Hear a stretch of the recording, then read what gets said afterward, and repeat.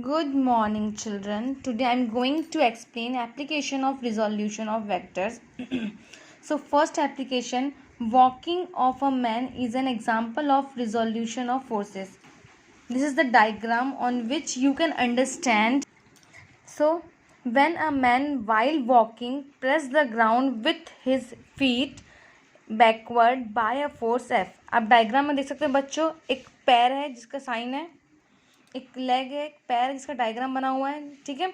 ये अपने फीट से क्या कर रहा है, फोर्स अप्लाई कर रहा है, ठीक है, in backward direction, that is denoted by F vector. In action the ground in reaction exerts an equal and opposite force R. Just इस फोर्स के अपोजिट में ग्राउंड इस फीट पे रिएक्शन फोर्स अप्लाई करता है। So this reaction force make an angle theta with the ground. So according to vertically opposite angle, it is also a theta. So r is a vector. So r has a two component in horizontal form and in vertical direction. Okay, r is the equal and reaction force which is applied by ground on his feet. So here r is splitting in two components.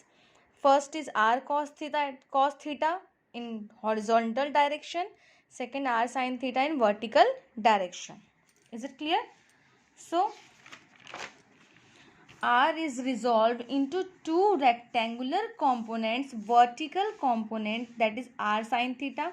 R sin theta balance the weight of the man, and the horizontal component, that is r cos theta. R cos theta helps the man to walk forward if it is greater than the force of friction. Okay, R cos theta किस तरह work कर रहा है, अब ध्यान समझना बच्चों. Theory is not matter. Okay, concept should be clear, that is a must. Okay, concept is must. Okay, so focus on this diagram. This is the feet which is apply a force in backward direction, then ground apply a reaction force that is equal to this force, and this reaction force make an angle theta with the ground. So r is resolved into two rectangular component, that is r cos theta and it is r sin theta. बच्चों को doubt है ये theta क्यों हुआ, because it is a vertically opposite angle. Okay, so r sin theta balanced the weight of the man, that is equal to mg.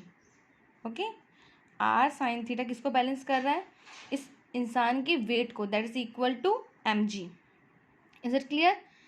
Now R cos theta किसको balance करेगा, friction force को, जब ये rest पे रहेगा, खड़ा रहेगा, but he wants to walk. It means friction force is less than R cos theta. It means R cos theta is greater than friction force. That's why a man can walk. Okay, next topic, sorry next example. आप सब बच्चों lawn roller देखे हैं, जो आप भी देखे हो. क्रिकेट ग्राउंड को कि घास को लेवल पे रखने के लिए एक रोलर का यूज़ किया जाता है, that is called lawn roller. Okay, अब मैं क्वेश्चन ये पूछूंगी, किसी भी रोलर को खींचना आसान है, मतलब पुल करना कि पुश करना. जनरली हम सोचते हैं पुश करना ज़्यादा ईजी होता है, बट पुल करना ज़्यादा ईजी होता है, because weight of a lawn roller is equal denoted by W. Mathematical concept देखते हैं, why it is easier to pull a lawn roller than to push it. Okay, question is this, why lawn roller is easier to pull a roller than to push it. Consider weight of a lawn roller is denoted by W. Let it be pulled or pushed by a force F vector. अब push और push, आप जब push और पुल दोनों करोगे तो हम F vector apply करेंगे, that makes an angle theta with the horizontal direction. So F vector is force, it is a vector quantity, that's why it is resolved into two rectangular components. Horizontal components will be f cos theta, vertical component will be f sin theta. You can consider diagram. This is diagram where this is the road roller or lawn roller, where F makes an angle theta, this is diagram of pulling, हम उसको pull कर रहे हैं। F vector is make an angle theta with the horizontal direction and weight of this roller is directed towards the earth. So F has in two rectangular component, that is F cos theta and F sin theta. F sin theta is balanced by weight and F cos theta is work in the direction of pull. आप पुल कर रहे हो, force लगा रहे हो, उसी direction में F cos theta work कर रहा है। मतलब आप जो फोर्स लगा रहे हो, ठीक है, उसके दो कंपोनेंट हो रहे हैं, उसमें F cos थीटा आपके फेवर में है। ठीक है, अब हम देखते हैं effective force. The effective weight of roller, दोनों अपोजिट डायरेक्शन में, अगर इसका वेट ज़्यादा हुआ, W वेट ज़्यादा हुआ, तो weight minus F sine theta. अगर दोनों इक्वल होंगे तो it is balance to each other. तो यहाँ पे हम देखते हैं effective weight W minus F sine theta, क्योंकि तो नीचे जा सकता है ना ही ऊपर। ठीक है, ऑब्वियसली वेट ज़्यादा होगा एफ साइन थीटा से, अगर एफ साइन थीटा बड़ा होगा तो ये ऊपर उठना चाहिए, ये ऊपर उठ नहीं रहा है, इस डायरेक्शन मोशन कर रहा है, वो कंटिन्यू ग्राउंड पे मोशन करेगा। इसका मतलब weight is larger than the F sine theta, that's why W minus F sine theta, weight is greater than F sine theta, इसलिए मैं यहाँ लिख रही हूँ weight minus F sine theta. The effective horizontal pulling force that is equal to F cos theta, it makes the roller to move forward. जो हम उसको pull कर रहे हैं, अपनी तरफ खींच रहे हैं इस तरीके से, ठीक है, खींच रहे हो, यहाँ पे एफ कॉस थीटा दिख रहा है आपको, ये आपके फेवर में। So this force F cos theta, this force makes the roller to move forward. Now we will see the pushing case.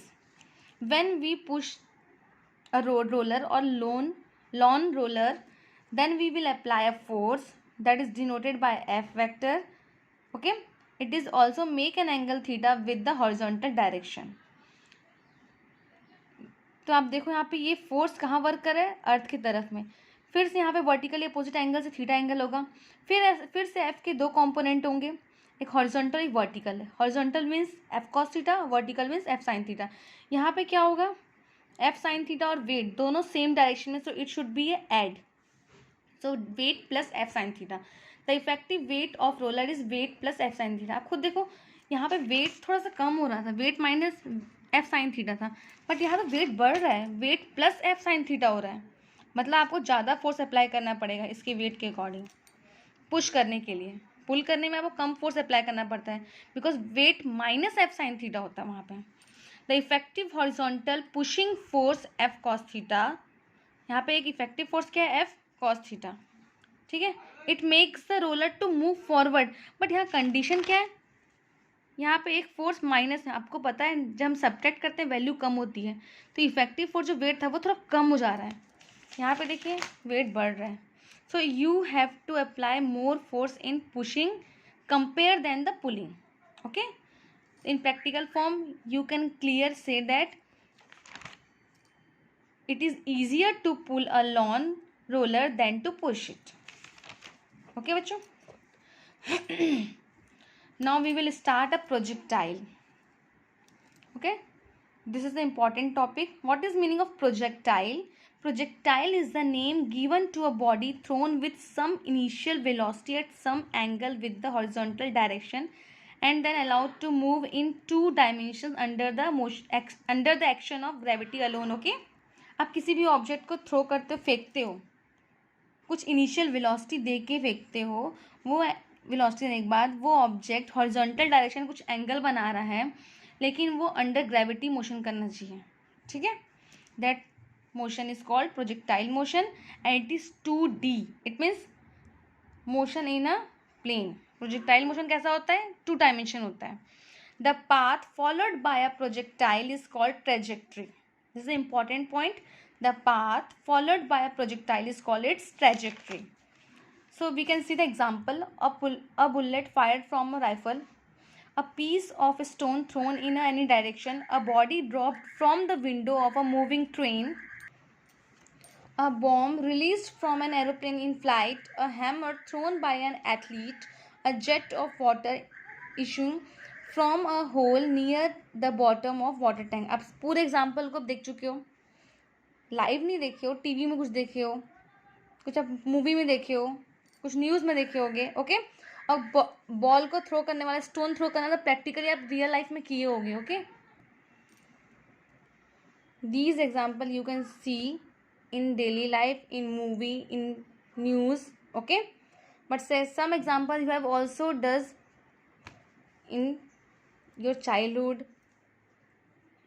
Just example, a piece of stone thrown in a direction. These example you can see anywhere. So first point which have to follow in projectile motion.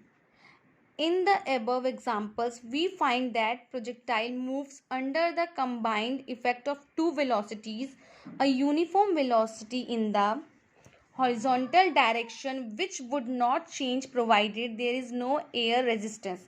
हम जब projectile motion लेंगे वहाँ पे हम air resistance को negligible लेंगे, okay. A uniformly changing velocity that is increasing or decreasing in the vertical direction due to gravity. यहाँ पे हम जो भी वेलोसिटी में इंक्रीमेंट डिक्रीमेंट देखेंगे वर्टिकल डायरेक्शन में, वो क्यों होगा? ड्यू टू ग्रेविटी होगा, okay. Not to study the motion of projectile there is no frictional resistance of air, the effect due to rotation of earth and curvature of the earth is negligible. हम earth के shape और size को consider नहीं करेंगे। The acceleration due to gravity is constant in magnitude and direction at all points of the motion of projectile. So this is the 3 points which we have to follow under projectile motion.